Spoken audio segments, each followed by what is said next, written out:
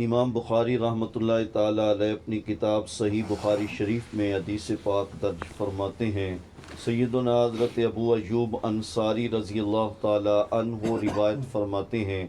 کہ حضور سید عالم نور مجسم صلی اللہ علیہ وآلہ وصحبہ وسلم نے ارشاد فرمایا،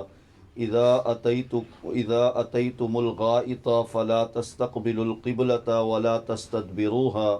ولیکن شرقوا او غربوا۔ فرمایا کہ جب تم بیت الخلاء میں آؤ تو نہ تو قبلہ کی طرف رخ کرو اور نہ ہی قبلہ کی طرف پشت کرو،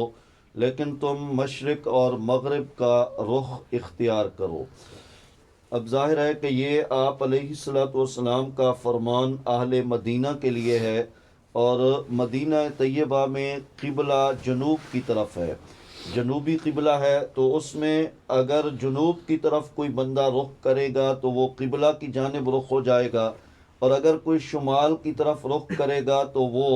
قبلہ کی طرف پشت کرے گا۔ تو اسی لیے آپ نے فرمایا کہ شمالاً جنوباً نہیں بیٹھنا، ولیکن شرقوا او غربوا، تو تم جو ہے یا تو مشرق کی طرف رخ کرو یا مغرب کی طرف رخ کرو۔ تو باقی جو ہمارے بلاد میں، ہمارے علاقوں میں چونکہ قبلہ جانب مغرب ہے، لہذا مقصد تو ہے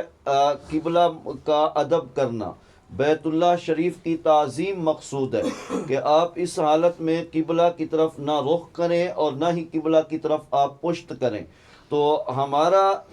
قبلہ کا جو رخ ہے وہ مغرب کی طرف ہے، لہذا ہمارے لیے یہ دو سمتیں ممنوع ہیں۔ تو مغرب کی طرف ہمارے بلاد میں رخ کرنے والا قبلہ کی طرف رخ کرے گا، اور جو ہے یعنی مشرق کی طرف رخ کرنے والا قبلہ کی طرف پشت کرے گا۔ تو یہ مشرق مغرب ہمارے لیے ممنوع ہیں، البتہ یہ دو سمتیں یعنی جنوب اور شمال جائز ہیں۔ تو آپ علیہ الصلوۃ والسلام کا یہ فرمان اہل مدینہ کے لیے کہ اذا اتیتم الغائط، جب تم بیت الخلاء میں آؤ، فلا تستقبلوا القبلۃ، تو قبلہ کی طرف رخ نہ کرو، ولا تستدبروها، اور نہ اس کی طرف تم پشت کرو، ولیکن شرقوا او غربوا، لیکن آپ مشرق کے رخ بیٹھیں یا مغرب کے رخ بیٹھیں۔ تو ہمارے لیے ہوگا کہ آپ شمال کے رخ بیٹھیں یا جو ہے جنوب کے رخ بیٹھیں، تو یہ ممنوع نہیں ہے، کیونکہ بعض ذہنوں میں یہ بھی ہوتا ہے کہ جنوب کی طرف آپ صرف رخ کر سکتے ہیں اور شمال کی طرف منع ہے، تو ایسا کچھ نہیں ہے، شمالاً بھی آپ رخ کر سکتے ہیں، جنوباً بھی کر سکتے ہیں۔ تو یعنی آپ مشرق کی طرف اور مغرب کی طرف رخ اور پشت نہیں کر سکتے۔ مشرق کی طرف اگر آپ رخ کریں گے تو قبلہ کو پشت ہو جائے گی، تو پشت کرنے سے بھی منع کیا گیا اور رخ کرنے سے بھی منع کیا گیا۔ اور حضرت ابو ایوب انصاری رضی اللہ تعالیٰ عنہ جس حدیث کو روایت کرتے ہیں، تو اس حدیث کی روایت کے بعد جیسے جامع ترمذی میں ہے، انہوں نے یہ بھی فرمایا کہ ہم شام کے علاقے میں گئے تو وہاں ہم نے جو بیت الخلاء تھے وہ قبلہ رخ بنے ہوئے تھے،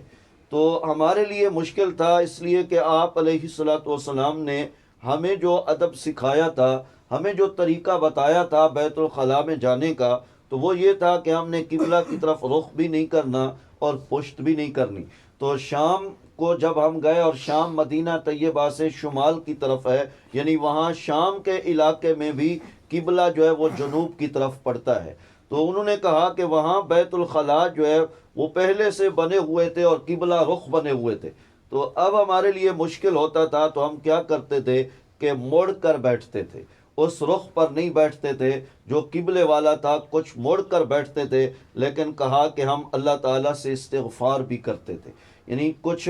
مڑ کر بیٹھتے تھے، لیکن چونکہ زاویہ کچھ نہ کچھ قبلے کا جو ہے وہ آتا تھا، تو اس بنیاد پر ہم جو ہے وہ اللہ تعالیٰ سے استغفار بھی کرتے تھے، معافی مانگتے تھے کہ اپنے حد تک، اپنے جو ہے جہاں تک ممکن تھا تو ہم احتیاط کرتے تھے اپنے طور پر، لیکن پھر بھی اگر کچھ گنجائش باقی ہوتی تو ہم اس کے لیے اللہ تعالیٰ سے معافی مانگتے تھے۔ تو مطلب یہ ہے کہ دین اسلام میں جو